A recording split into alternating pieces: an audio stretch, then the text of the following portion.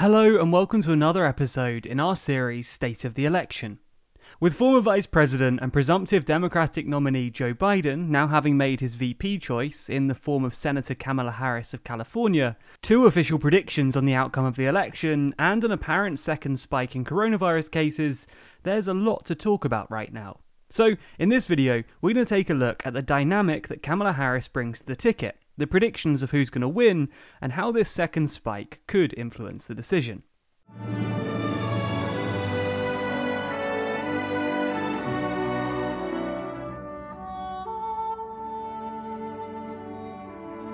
If you like our videos and want to see more content from us, then be sure to subscribe to the channel and hit the bell icon. And if you want to check out the other videos in our State of the Election series, there's a link to the playlist down below. So, we now know that Joe Biden has tapped California Senator Kamala Harris. The daughter of a Jamaican father and an Indian mother, Harris became the first Indian American and the first African American woman to be nominated to the ticket of a major political party, and if elected, will be the first woman to hold either of the top offices of the country. Now, the question is, how does the selection of Harris help or hurt Biden's chances? Well, if the last few days have been any indication, given the energy and fundraising Harris has brought to the Biden campaign, it may prove Harris has been a valuable asset to the campaign. In the 24 hours following the announcement, the Biden campaign raised over $25 million.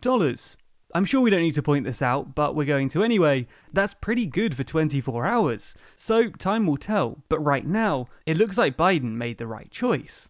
In a previous episode of this series, we discussed Allan Lichtman's model for predicting US presidential elections. We didn't make any official predictions, and we are still not going to. But now, Professor Lichtman has made his official prediction, and we were fortunate enough to have the opportunity to speak with him about it. And we definitely want to thank him up front for allowing us the chance to discuss it with him. We really appreciate it, Dr. Lichtman. Anyway, if you've been following our series, you'll recall that the Professor's model uses 13 qualifying statements that are either rated as true or false. And if 7 or more of these keys go against the incumbent party, they're predicted to lose the White House.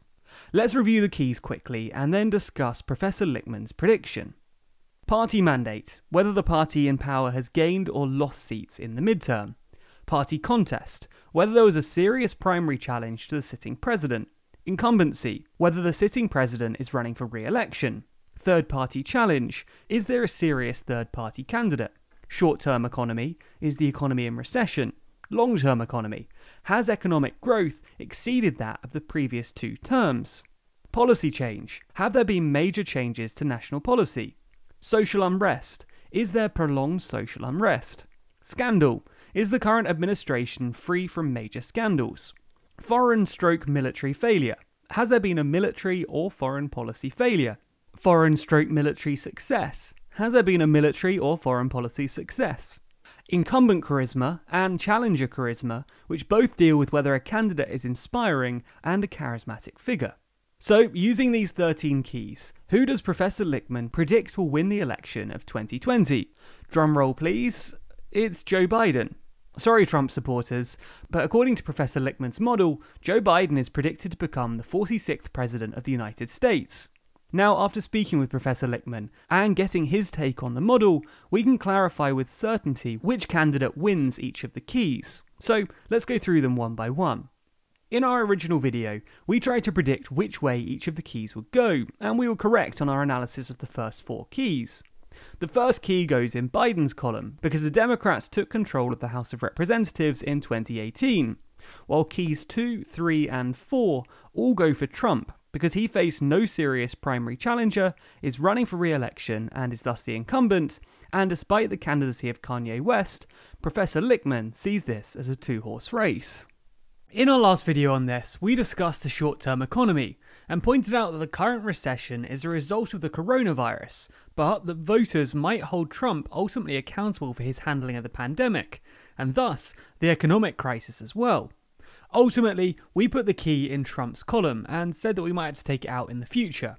Well, according to Professor Lichtman, the key would not go in Trump's column, because there is indeed a recession, and Trump's handling of the coronavirus pandemic impacts the shape of the economic recovery. So Professor Lichtman contends that if the administration had done a better job of handling the pandemic, the economic impact would not have been so bad. As to the long-term economic key, we left that one up in the air. But as with the short-term economic key, Professor Lichtman says that the pandemic takes this key away from Trump's column due to the economic hit of the virus.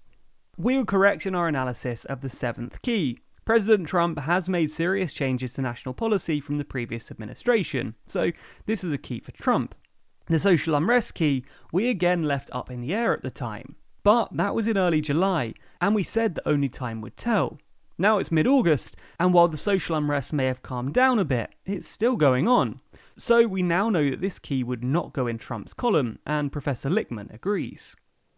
We left the scandal key in the maybe column because of the first with Donald Trump. As we pointed out when we made the first video, none of the presidents who have ever been impeached went on to run for re-election, so there wasn't exactly a precedent there. However, Professor Lichtman says that's unimportant. The fact is, not only was Donald Trump impeached, but he's been plagued by several other controversies, including the less than flattering picture painted of him by his former attorney Michael Cohen. As such, Trump doesn't get this key. Professor Lichtman says that while there have been some close calls in terms of Trump's foreign policy, he's not had any major failures in that arena, and thus this is a key in his column. However, he's also not had any major foreign policy successes either, so that key goes in Biden's column. The last two keys we left with you the viewers to decide, as they both deal with the charisma of the candidates. But Lichtman maintains that neither candidate is, to use his words, a once-in-a-generation inspiring candidate such as Ronald Reagan in 1980 or Barack Obama in 2008. Both Biden and Trump receive a key here. So, if you've been keeping track, Biden ends up with 7 keys, while Trump holds only 6. As such, Lichtman's model means that Biden is predicted to win. And considering the historic success of the Lichtman model and its ability to predict all recent presidential elections, this should be a worrying sign for the Trump campaign. Now, as we said in the opening, we have 2 official predictions. So, who is the other predictor and what's the prediction? Helmut Norpoff is a professor of political science at Stony Brook University in New York, and he developed the primary model, which predicts the outcome of a general election based on the performance of the 2 candidates in their respective primary parties. It also relies on the election cycle that favours the incumbent advantage, as shown in this chart of elections since 1960. As you can see, after 1 term in office, the incumbent party is favoured to win the White House, whereas after 2 terms, they're favoured to lose. As such, this coupled with his performance in the primaries, Professor Norpoff gives President Trump a 91% chance of re-election. The professor also maintains that history, to use his words, is littered with nominees who saw a lead in the polls in the spring to turn to dust in the fall, including Thomas Dewey in 1948, Richard Nixon in 1960, and John Kerry in 2004, to name just a few. So, how accurate is this model? Well, according to his website, for the record, the primary model picks the winner of 25 out of 27 elections since 1912, when presidential primaries were introduced. Its misses are 1960, one of the closest presidential elections, and 2000, when the late count of Florida handed Bush the victory. Still, Al Gore wound up winning the popular vote.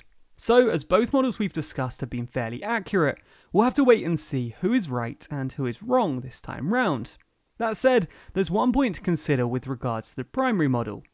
Primaries are elections within a party, so they don't involve independent voters. Florida and Pennsylvania, for example, have closed primaries, meaning only registered members of the party can vote in the primary.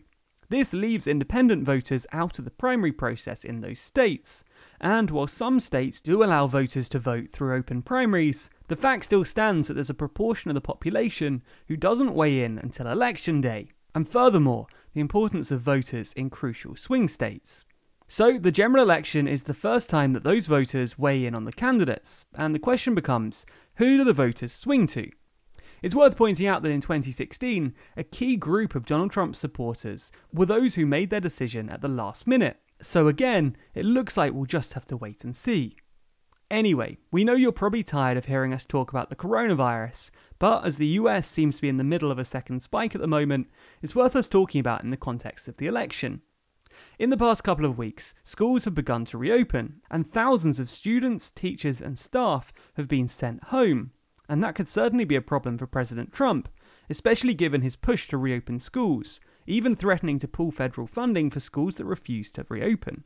Back in May, the World Health Organization issued guidance to governments that, before reopening, positivity rates in testing should remain below 5% for at least 14 days.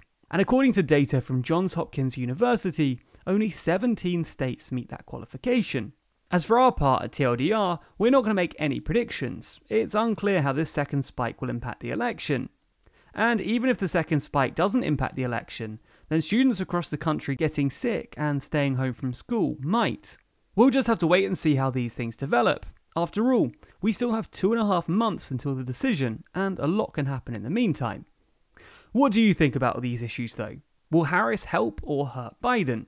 Do you agree with Professor Lichtman's predictions or Professor Northoff's? And do you think the second spike will affect Trump's chances? Be sure to let us know your thoughts in the comments below. And as always, make sure that you subscribe and hit the bell icon to be notified when we post more videos in this series. A special thanks to our Patreon backers who make videos like this one possible.